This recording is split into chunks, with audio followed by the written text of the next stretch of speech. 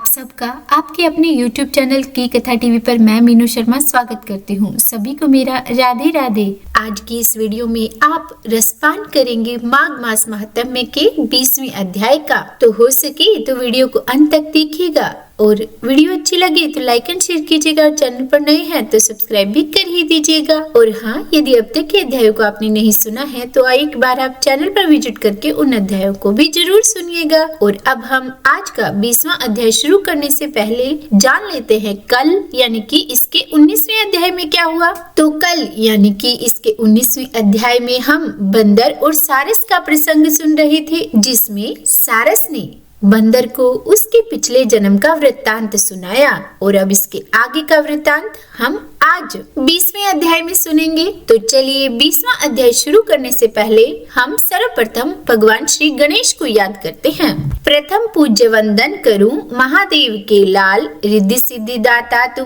तुम्ही हो दीन दयाल। और अब 20वां अध्याय। सारस से अपने पिछले जन्म का वृत्तांत सुनकर बंदर बोला कि अब तुम्हें मुझे अपने पिछले जन्म का वृत्तांत सुनाना होगा और तुम साथ में मुझे यह भी बताओ कि तुम मेरे पुरोहित थे, फिर सारस क्यों बने। ये सुनकर सारस कहने लगा कि अब तुम मेरी दुर्गति का कारण भी सुनो। एक समय राजा होकर तुमने नर्मदा नदी के किनारे पर सूर्य ग्रहण के समय बहुत से ब्राह्मणों के निमित्त 100 ढेर अन्न के दान किए थे। मैंने पुरोहिताई के मत से थोड़ा सा ब्राह्मणों को दिया और बाकी सब मैं आप हर ले गया। इन ब्राह्मणों के द्रव्य का अपहरण करने के पाप से मैं पहले कालसूत्र नरक में और फिर रक्त कृदुम नरक में, जहाँ पर बहुत बड़े बड़े कीड़े थे और रक्त तथा पीप से भरा हुआ नाभि तक नीचे सिर और ऊपर पैर किए हुए पीप चाटता हुआ उस दुर्गंध वाले नरक में कीड़ों आदि से काटा जाता रहा।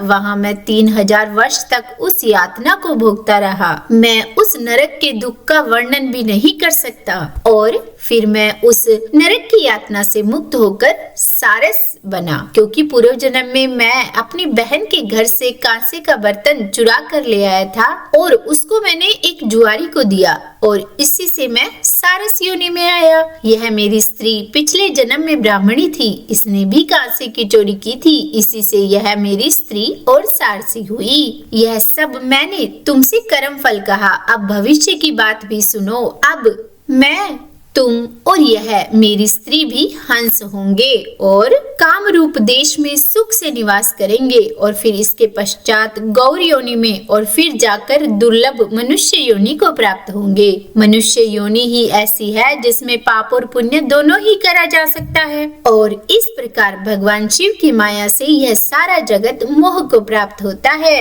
न केवल हम ही परंतु इस संसार के सभी जीव प्रवृत्ति मार्ग में फंसकर अच्छे और बुरे कर्म करते और उनका फल भोगते हैं। इसीलिए सब प्राणियों को धर्म का सेवन करना चाहिए।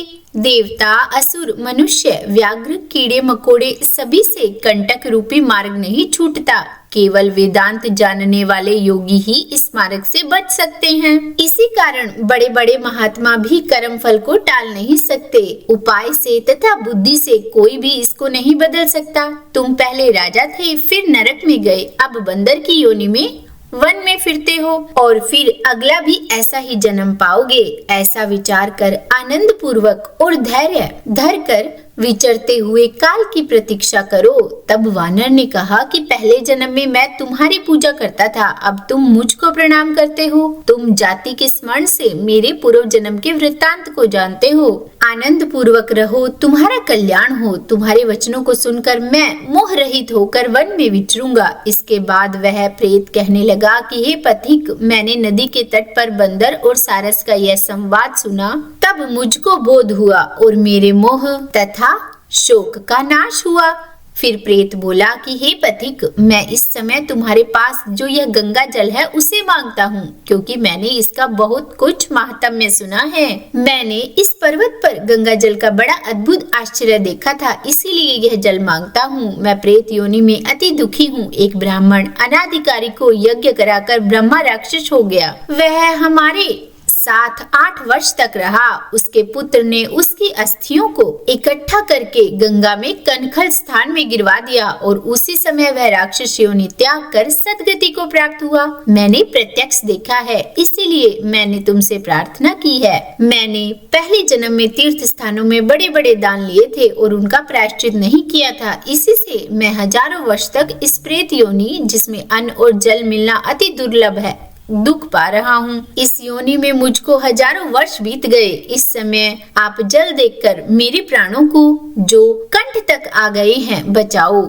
कुष्ठ आदि रोग से भी मनुष्य प्राणों को त्याग करने की इच्छा नहीं करता। इसके बाद ब्राह्मण देवदूत कहने लगे कि ऐसे उस प्रेत के वचनों को सुनकर वह पथिक बड़ा विस्मित हुआ और वह अपने मन में विचारने लगा कि संसार में पाप और पुण्य के फल अवश्य भोगने पड़ते हैं। देव, दानव, मनुष्य, कीड़े मकोड़े भी रोगों से पीड़ित होते हैं। बाल तथा वृद्धों को मरण, अंधा तथा कुबड़पन, ऐश्वर्य, दरिद्रता, पांडित्य तथा मूर्खता सब कर्मों से ही मिलती है। इस कर्म भूमि में जिन्होंने न्याय से धन इकट्ठा किया वह धन्य है। यह सुनकर प्रेत रूपी कीरल ब्राह्मण वासु गदगद वाणी में बोला कि हे पथिक, मैं जानता हूँ कि आप सर्वज्ञ हैं। आप मुझको जीवन का आधार जल इस प्रकार दो जैसे कि एक मेघ चातक को देता है। तब पथिक कहने लगा कि हे प्रेत, मेरे माता पिता भृगु क्षेत्र में बैठे हैं। मैं उन्हीं के लिए यह गंगा के संगम का जल लाया हूँ। अब बीच में तुमने ये जल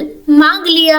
अब मैं इसी धर्म संदेह में पड़ गया हूँ, परंतु मैं कांड वस्तुओं में यज्ञों को इतना नहीं मानता जितना प्राण रक्षा को मानता हूँ। इसीलिए मैं तुम्हें ये जल देकर तृप्त करके अपने माता पिता के लिए फिर से जल ले आऊंगा। और उसके बाद देवदूत ब्राह्मण कहने लगे कि इस प्रकार उस पथिक ने गंगा यमुना के संगम का जल उस प्रेत को दे दिया। उस प्रेत ने प्रीति पूर्वक जल को पी लिया और फिर उसी समय वह प्रेत शरीर को छोड़कर दिव्य देहधारी हो गया। इसके बाद वह पिशाच रूपी राजा चित्र कहने लगा कि मुझे केरल ब्राह्मण वासु की एक कथा ने बड़ा आनंद दिया। जो बिंदु मात्र गंगा जल से वह प्रेत योनि से मुक्त हो गया। और इसके बाद देवदूत उस पिशाच रूपी राजा चित्र को बोले कि हे पिशाच, सुनो, मैं समझता हूँ कि ब्रह्मा जी भी इस गंगा जल के गुण का वर्णन नहीं कर सकते, नहीं तो महादेव जी इस गंगा जल को मस्तक पर क्यों धारण करते।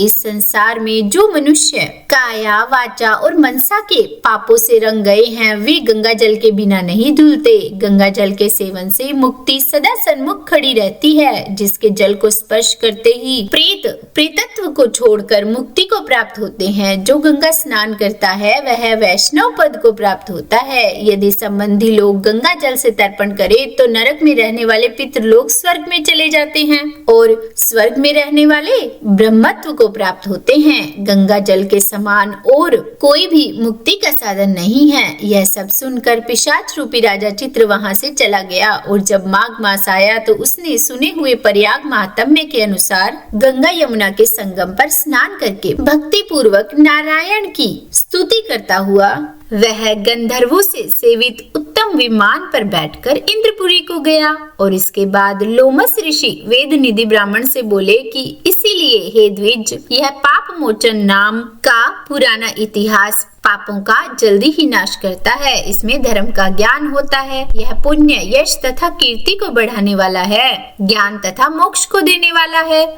तुम्हारा पुत्र और ये सभी गंधर्व कन्याएं सदगति पाने के लिए हमारे साथ प्रयाग चलो। वहाँ पर हम सब ऐसा स्नान करेंगे जो देवताओं को भी दुर्लभ होता है। वहाँ पर श्राप से पैदा हुआ पिशाचपन सब नाश को प्राप्त हो जाएगा। इस प्रकार लोमस जी के मुख से अमृत में मधुर कथा को सुनकर मानो अमृत पीकर सब प्रसन्न हुए और पाप रूपी समुद्र से पार हुए।